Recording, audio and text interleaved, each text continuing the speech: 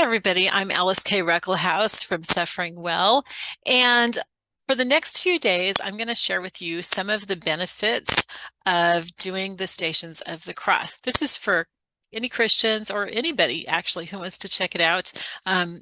Usually the Stations of the Cross are done by Catholics, but this is something that would be totally fine for Protestants to do.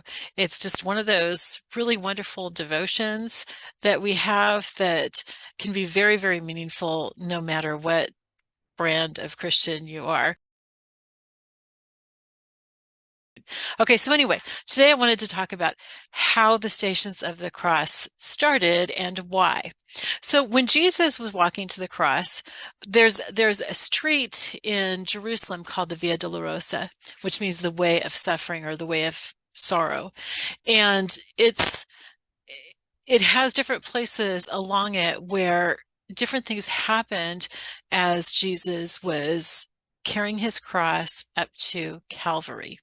And so each of those places is memorialized, and pilgrims who go there for the last couple thousand years have gone to the Via Dolorosa and have kind of traveled along with Jesus, experiencing as best they can what he went through. Obviously, when we do that, we can't experience what he went through, but we meditate on it. We think about it, we pray to him about it, and sometimes we try to see it from different people's perspectives, such as his mother Mary's perspective, or the women of Jerusalem's perspective, or Simon of Cyrene's perspective.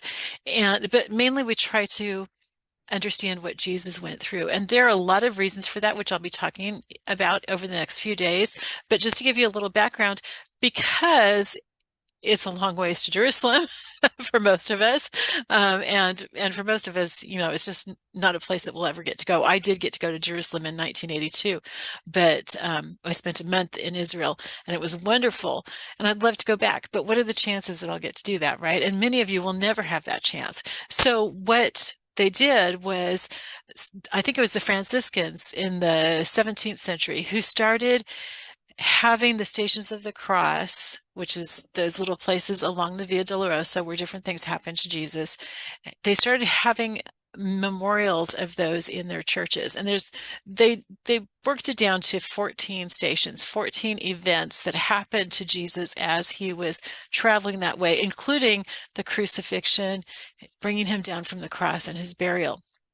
So those are the 14 Stations of the Cross, and it's a wonderful devotion. It's meaningful. It can be somewhat overwhelming if you really, really spend time in it, but that's good.